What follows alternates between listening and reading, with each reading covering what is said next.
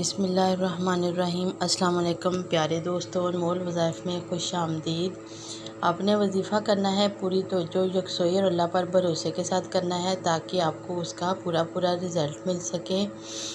اگر آپ کو خدا نخواستہ آنکھوں کا کوئی مسئلہ ہے، آپ کی نظر کمزور ہے یا آنکھوں میں کوئی اور مسئلہ ہے، کوئی بیماری ہے خدا نخواستہ، تو میں آج آپ کو اس کا وظیفہ بتاتی ہوں۔ آپ نے کرنا کیا ہے، ہر نماز کے بعد اول و آخر 3 مرتبہ درود شریف پڑھنا ہے اور اس کے بعد آپ نے یہ آیت پڑھنی ہے، فَكَشَفْنَا عَنْكَ غِطَاءَكَ فَبَصَرُكَ الْيَوْمَ حَدِيدٌ۔ فَكَشَفْنَا عَنْكَ غِطَاءَكَ فَبَصَرُكَ الْيَوْمَ حَدِيدٌ۔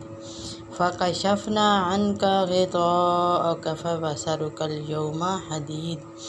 یہ آیت آپ نے 7 مرتبہ پڑھنی ہے۔ ہر نماز کے بعد اس وظیفے کو آپ نے کرنا ہے، تو آپ کو کرنے کے بعد انشاءاللہ تعالیٰ آپ کو اپنی آنکھوں میں واضح فرق محسوس ہوگا۔